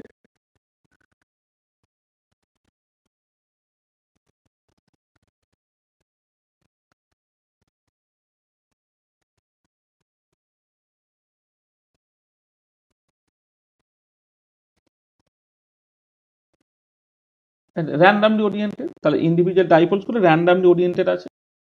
এটা হচ্ছে in absence of external electric field. এবারে কি হলো, তুমি এক্সটার্নাল ইলেকট্রিক ফিল্ড যখন দিলে তখন ইন্ডিভিজুয়াল ডাইপোলগুলো কি হচ্ছে, একটা পার্টিকুলার দিকে ওরিয়েন্টেড হয়ে যাচ্ছে, এবং এক্সটার্নাল ইলেকট্রিক ফিল্ডের ডিরেকশন যদি তোমার ডান দিকে হয়, তাহলে ডান দিক থেকে বাঁ দিক থেকে ডান দিকে ওরিয়েন্টেড হয়ে যাচ্ছে। In presence of external electric field কি হচ্ছে, individual ডাইপোলগুলো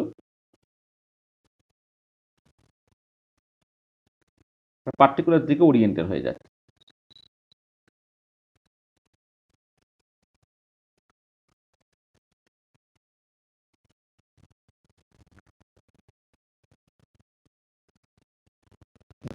in presence of external electric field সে এরকম ভাবে ওরিয়েন্টেড হয়ে যাচ্ছে। In absence of external electric field এরকম, in presence of external electric field হচ্ছে তোমার এরকম হয়ে যায়। তাহলে এই যে ওরিয়েন্টেড হলো, সেই ওরিয়েন্টেড হয়ে যাওয়ার জন্য তোমার যে ডাইপোল মোমেন্ট অ্যারাইজ করছে সেটাই হচ্ছে তোমার ওরিয়েন্টেশন পোলারাইজেশন। ঠিক আছে, তাহলে এই তাহলে পোলার মলিকুল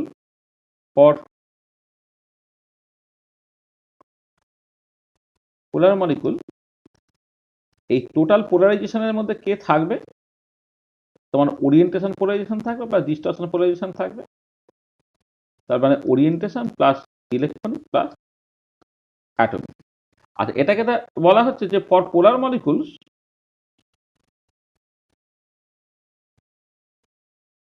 দেখা যাচ্ছে ওরিয়েন্টেশন পোলারাইজেশনটা ইজ মাঝ গ্রেটার দ্যান ডিস্টরশন পোলারাইজেশন।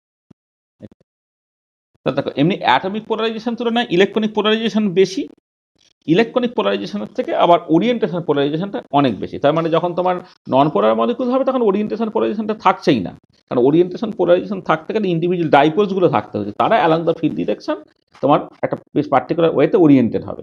নন পোলার মলিকুলের ক্ষেত্রে সেই পসিবিলিটি কিন্তু নেই। তার নন পোলার মলিকুলের ক্ষেত্রে ডিস্টরশন পোলারাইজেশন বা ইন্ডিউস পোলারাইজেশন শুধুমাত্র আছে, কোনো ওরিয়েন্টেশন পোলারাইজেশন নেই। কিন্তু পোলার মলিকুলের ক্ষেত্রে কিন্তু সবই আছে, ওরিয়েন্টেশনে আছে, অ্যাটমিক আছে, ডিস্টরশন আছে।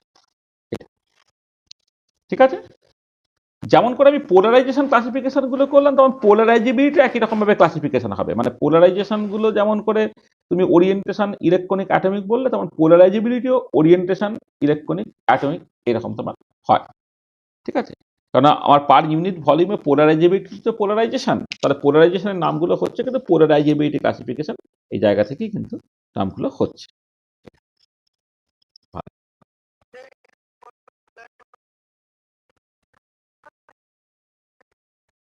ও এইটা না না, এইটা এইটা এইটা ঠিকই আছে। এখানে তো পোলার মলিকুলের ক্ষেত্রে টোটাল পোলারাইজেশন সব কটা আছে। এবারে পোলার মলিকুলের ক্ষেত্রেই বলছি ওরিয়েন্টেশন পোলারাইজেশনটা মাঝ গ্রেটার দ্যান ডিস্টরশন পোলারাইজেশন। এটা পোলার মলিকুল, এটা ফর পোলার মলিকুল, দুটোই পোলার মলিকুলের ক্ষেত্রে। আর নন পোলারটা তো শুধুমাত্র ডিস্টরশন বা ইনডিউসটা থাকে, সেটা তো আমি অলরেডি বলে দিয়েছি।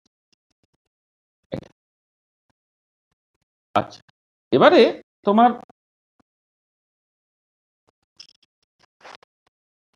টোটাল মোলার পোলারাইজেশনটা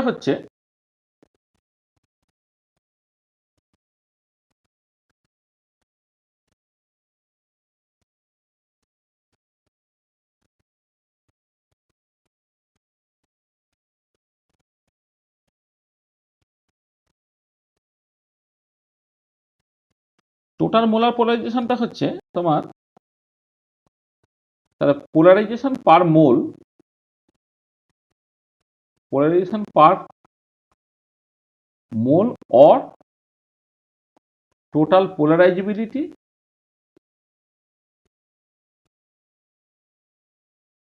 পার মোলার ভলিউম। এটা একটা টোটাল মোলার পোলারাইজেশন, মানে এক মোলের জন্য টোটাল পোলারাইজেশনটা কত হলো। অর্থাৎ ধরো তোমার মোলার ভলিউম যদি তুমি ধরে না, সেই মোলার ভলিউমে টোটাল যে পোলারাইজেবিলিটি সেটা হচ্ছে টোটাল মোলার পোলারাইজেশন। আচ্ছা, এবার এই টোটাল মোলার পোলারাইজেশনটা কিরকম ভাবে রিলেটেড হবে সেইটার জন্য যে ইকুয়েশনগুলো, প্রথম যে ইকুয়েশনটা সেটাকে বলা হয় ক্লসিয়াস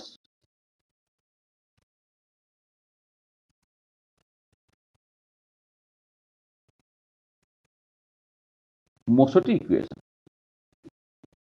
আচ্ছা, ক্লসিয়াস মোসোটি ইকুয়েশন যেটা বলে সেটা হচ্ছে যে টোটাল মোলার পোলারাইজেশন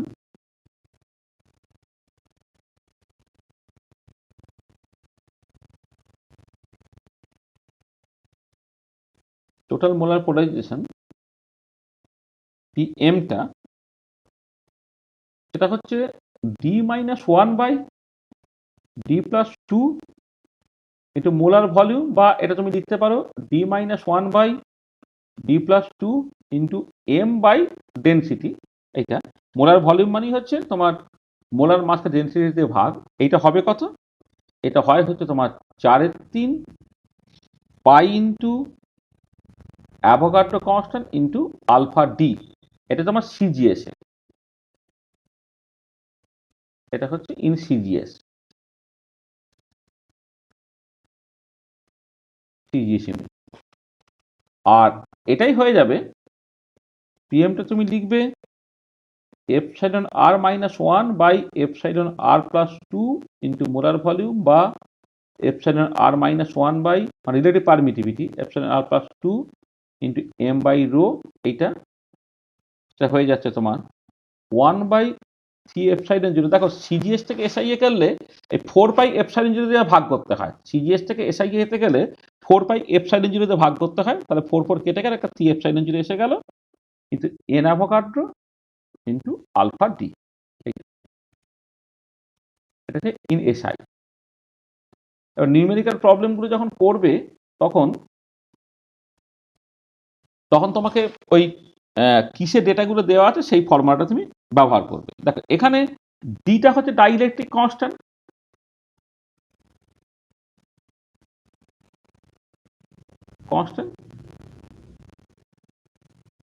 এটা এপসাইলের আরটাকে হচ্ছে রিলেটিভ পারমিটিভিটি, কিন্তু তারা দুজনে বেসিক্যালি সমান। Relative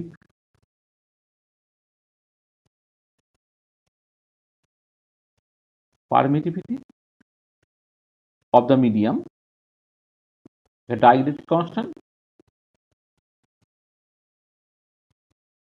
of the medium। তাহলে দেখো আমি টোটাল মোলার পোলারাইজেশনটা এই পোলারাইজিবিটি বা ডিস্টরশন পোলারাইজিবিটির উপর কেমন করে নির্ভর করছে সেইটা যে রিলেশন দিয়ে ঠিক হচ্ছে সেটা হচ্ছে ক্লসিয়াস-মোশোটি ইকুয়েশন, হ্যাঁ, বা এটা অনেক সময় বলতে পারে সিএম ইকুয়েশন। হ্যাঁ, টোটাল মোলার পোলারাইজেশনটা হচ্ছে মানে পিএম প্রাইম মিনিস্টার চিফ মিনিস্টারের উপরে কি করে নির্ভর করছে। তাহলে টোটাল মোলার পোলারাইজেশনটা যেটা by definition D minus one by D plus two into molar volume বা D minus one by D by two molar মানে মলিকুলার ওয়েটকে ডেন্সিটি দিয়ে ভাগ করলে মোলার ভলিউম হয়ে যায়, সেটা 4/3 পাই N Avogadro into alpha D. সেটা সিজিএসএ করলে এসআই করলে 1/3 epsilon 0 N Avogadro into alpha D. এখানে এপসাইলন 0 তুমি জানো তো, এপসাইলন 0 হচ্ছে অ্যাবসলিউট পারমিটিভিটি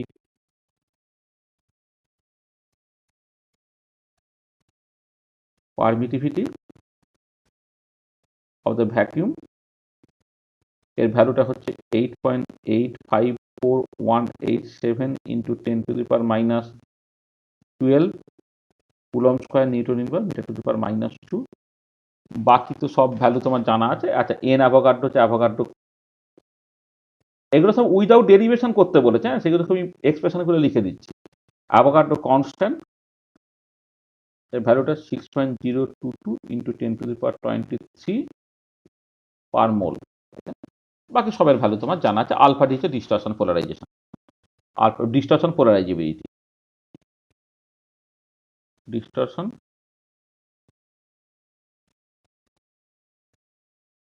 পোলারাইজিবিলিটি। ভিবার হচ্ছে molar volume,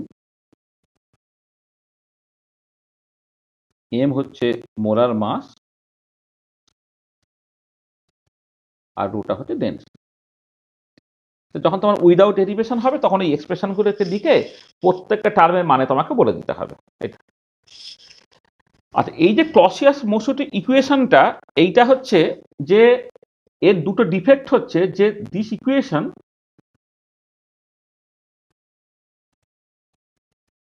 valid is valid only for non-polar molecule, is valid only for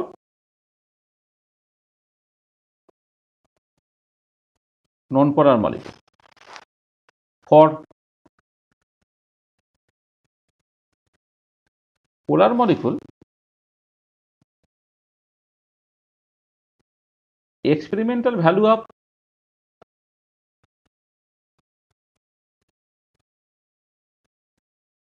total molar polarization is much greater than the value predicted by Clausius-Moretti equation। মানে Clausius-Moretti equation থেকে যে total molar পোলারাইজেশনের যে ভ্যালুটা calculate করে বেরোচ্ছে তার জন্য এক্সপেরিমেন্টের ভ্যালুটা অনেক অনেক বেশি। আচ্ছা, ইন Clausius-Moretti equation PM does not depend on temperature.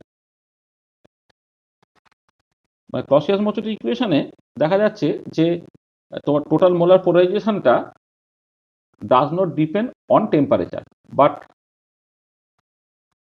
experiment shows that particularly for polar molecule PM টা তোমার decreases with increase in temperature। মানে পোলার মলিকুলের ক্ষেত্রে পার্টিকুলারলি দেখা যাচ্ছে টোটাল মোলার পোলারাইজেশনটা টেম্পারেচার বাড়ার সাথে সাথে কিন্তু কমছে। এবং একটা খুব ইম্পর্টেন্ট হয় টোটাল মোলার পোলারাইজেশনটাকে যদি তুমি 1/, টেম্পারেচার রেসপেক্টে প্লট করো, ধরো তুমি একটা নর্মাল নন পোলার মলিকুল কনসিডার করলে, তাহলে কিন্তু 1/T তার উপরে পিএমটা কোনোভাবে নির্ভর করছে না। যখন তুমি পোলার মলিকুল কনসিডার করছো তাহলে এরকম একটা ছবি দেখতে পাবে, পোলার মলিকুলের ক্ষেত্রে এই ছবি তোমায় পরিষ্কার বলে দিচ্ছে 1/T বাড়ার সাথে সাথে পিএমটা বাড়ছে, তারপর টেম্পারেচার বাড়ার সাথে সাথে অ্যাকচুয়ালি পিএমটা তোমার কমছে। তাহলে এইটা হচ্ছে তোমার মানে যেটা বলা হচ্ছে limitations of Clausius Mossotti equation. Limitation of Clausius Mossotti equation. Clausius Mossotti equation থেকে যে প্রেডিক্টেড ভ্যালুটা, সেটা নন পোলার মলিকুলের ক্ষেত্রে মোটামুটিভাবে মিলে যাচ্ছে, কিন্তু পোলার মলিকুলের ক্ষেত্রে দেখা যাচ্ছে যে এক্সপেরিমেন্টাল ভ্যালুটা অনেক বেশি হচ্ছে দ্যান দ্য প্রেডিক্টেড ভ্যালু। এটা এক নম্বর। আর দু নম্বর হচ্ছে যে তোমার ক্লসিয়াস-মোচুটি ইকুয়েশন থেকে যে টোটাল মোলার পোলারাইজেশনটা সেটা টেম্পারেচার ইন্ডিপেন্ডেন্ট হওয়ার কথা, কিন্তু বাস্তবে দেখতে পাওয়া যাচ্ছে যেটা পিএমকে 1/T এর রেসপেক্টে প্লট করলে এরকম একটা স্ট্রেট লাইন পাচ্ছ, উইথ এ লিনিয়ার লাইন পাচ্ছ, হ্যাঁ, যেখান থেকে পরিষ্কার যে 1/T বাড়ার সাথে সাথে পিএমটা বাড়ছে, অর্থাৎ টেম্পারেচার বাড়ার সাথে সাথে কিন্তু পিএমটা কমছে। এটা তুমি দেখতে পাবে।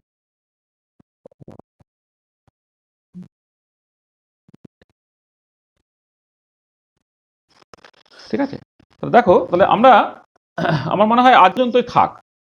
ঠিক আছে, কারণ একদিনে পুরোটাকে শেষ করতে গেলে এখন 8:20 বেজে গেছে, কলেজ ফলেজের ব্যাপার আছে। তাহলে আজকে আমরা এই পর্যন্তই রাখছি। তাহলে আমরা যেটা নেক্সট করব, তোমার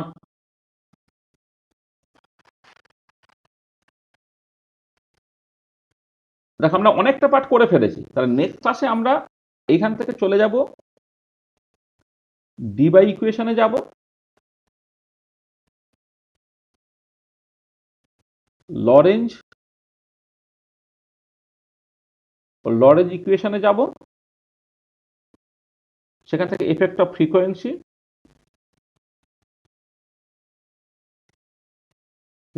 অ্যান্ড মোলার রিফ্র্যাকশন বলে একটা ব্যাপার আছে, এটা নিয়ে আলোচনা করে নেব। Lorentz equation, debye equation. আর করবো যেটা, সেটা হচ্ছে determination of dipole moment.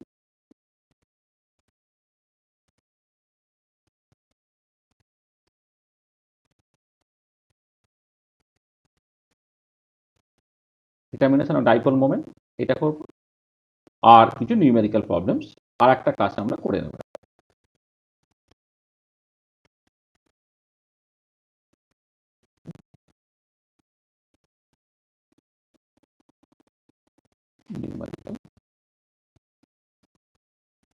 Numerical problem. তাহলে নেক্সট ক্লাসে আমরা এই জিনিসগুলোকে করে নেব। তাহলে আমরা একটা ক্লাসে শেষ হয়ে যাবে। End of lecture 1। তো দেখো, যা বলা হলো, কারো যদি কিছু অসুবিধা হয় তো বলো।